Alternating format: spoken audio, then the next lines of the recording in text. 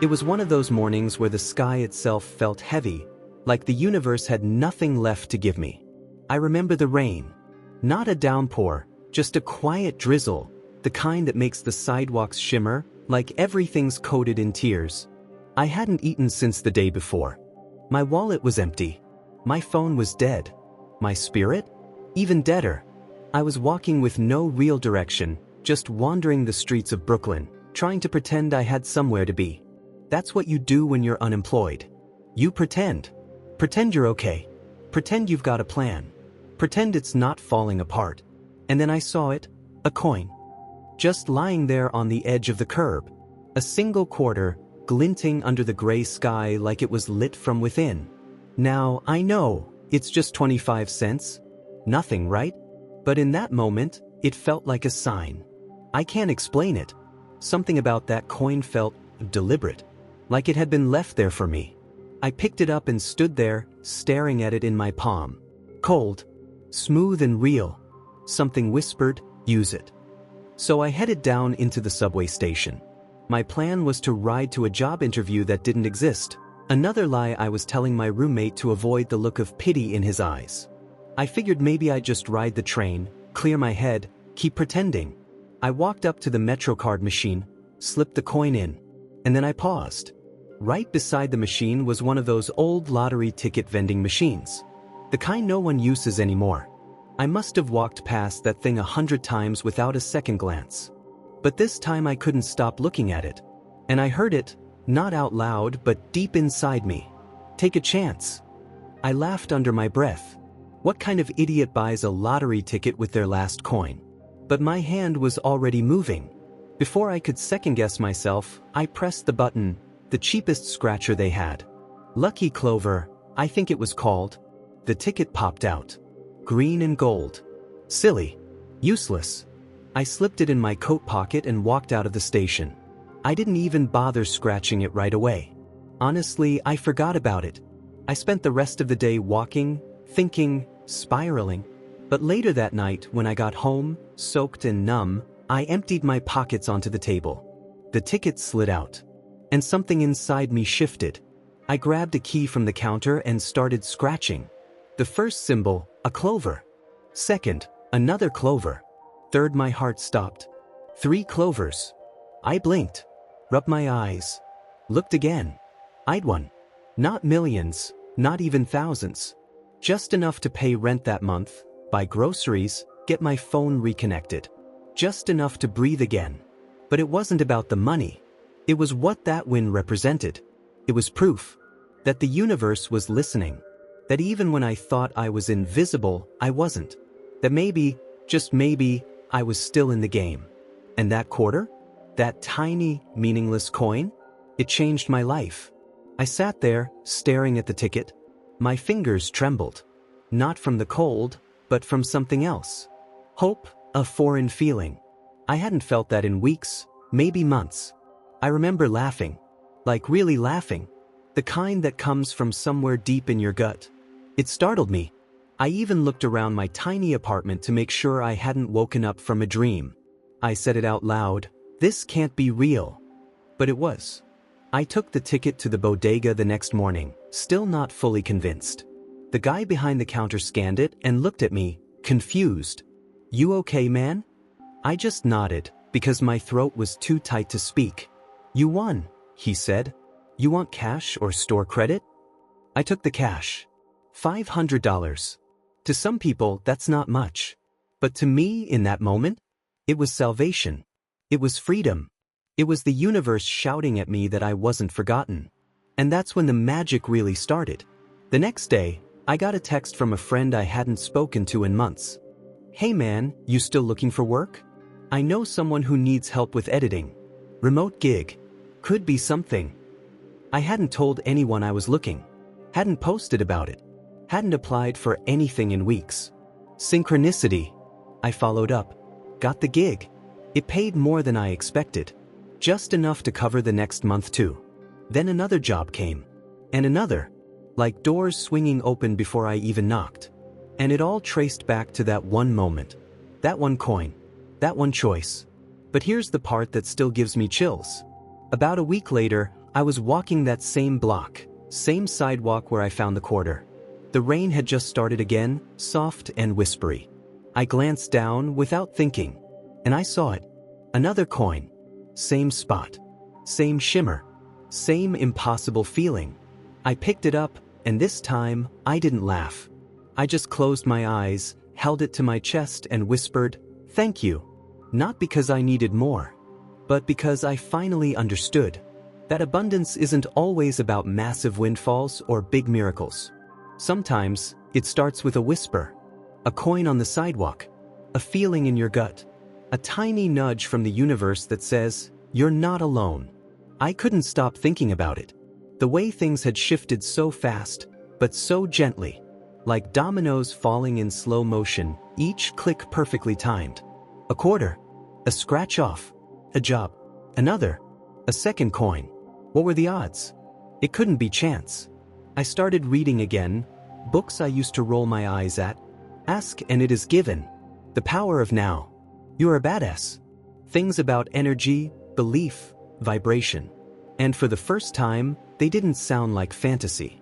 They sounded like truth I already knew, buried under layers of fear. I made small changes at first. Every morning, before I even got out of bed, I'd whisper a few words. "Thank you for another chance. I expect miracles today." And you know what? They came. Not always big. Sometimes it was a stranger smiling at me when I needed it, or finding the exact amount of change I needed for coffee, or overhearing someone say something that felt like it was meant for me. Like the universe was speaking in winks and whispers. One day, I was walking through Fort Greene Park, just thinking, breathing, enjoying the sun on my face. And I remembered something I hadn't thought of in years. When I was a kid, I used to believe in magic. Like, really believe. I'd leave notes for the wind, wish on falling leaves, talk to the moon like it was my best friend. That day in the park, I sat down on a bench and whispered, "I'm ready to believe again." It wasn't long after that when the biggest shift happened. I got a DM on Instagram from someone I barely knew. She'd seen a post I wrote, something raw and honest about hitting rock bottom and finding that scratch-off miracle. She said, "You should write more. People need to hear that." That one message planted a seed, and I listened. I started journaling daily, writing about the weird synchronicities, the feelings, the dreams, the way life had started to feel orchestrated, and I began to share little pieces of it online. Tiny stories and quotes, thoughts about energy and belief. Nothing big, but then the comments started. "Damn, I needed this today. How did you know what I was going through?" This made me cry. I realized something. My story wasn't just mine. One night, I was journaling by candlelight, something I'd started doing because it made everything feel more intentional, more sacred. And I wrote a sentence without thinking, "I am ready to live in alignment." Right after I wrote it, my phone buzzed. A notification from a new follower. I checked the profile. A life coach, based in Austin. She followed me and liked 7 posts in a row. The next morning, she messaged me. "I don't know why, but I feel like I'm supposed to help you." At first, I thought was scam, but she was real, kind, and wise. She offered to coach me for free, said she was following her intuition, and mine lit her up. That conversation changed everything. She helped me see the patterns I couldn't. The stories I was still telling myself about worthlessness, scarcity, failure. We didn't just talk about goals. We talked about frequency. She said something I'll never forget. "You don't attract what you want. You attract what you believe you deserve." That hit me like a thunderclap. I sat with that line for days. You attract what you believe you deserve. It echoed in my chest. It made me angry at first, because if that was true, it meant I had spent years choosing scraps, believing I didn't deserve joy, or peace, or enough. But something cracked open in me. I made a decision, no more settling, no more shrinking. I gave notice to my roommate. I didn't even have a plan. All I had was a pull, a feeling that I needed to be somewhere new, somewhere warmer, lighter and freer. So I bought a one-way ticket to Austin. Just like that. I had enough in savings to survive a month, maybe 2. I figured I'd couch surf and figure it out. But I couldn't ignore the nudge. That same whisper I'd heard by the vending machine, take a chance. The day I arrived in Austin, the sky was golden. You know those sunsets that feel like the sun is hugging the whole world? That was what welcomed me. I walked around South Congress with my little suitcase, no plan, no idea where I'd sleep that night. And then I heard it. Music. From a cafe patio. Soft guitar, the kind that makes your soul feel like it's swaying. I sat down at a bench outside, not even ordering anything. Just listening. Next to me, a woman smiled and said, "You look like you just got here." I laughed. That obvious? We started talking. She asked what I did. I hesitated. Then I said, "I'm a storyteller." Sort of. She nodded. "I'm hosting a spiritual storytelling event tomorrow. One of our speakers dropped out. You should come. Maybe even share something." I almost said no.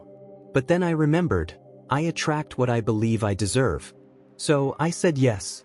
That night, I slept in a $40 hostel bed with creaky bunk beds and the smell of patchouli in the air. And it was the best sleep I'd had in months. Because I felt aligned. The next day, I showed up to that event. Nervous. Sweating. Heart pounding. And I told the story. The coin. The scratch-off. The shift. The signs and all of it. When I finished, the room was silent. Then someone stood up. And clapped. And then another.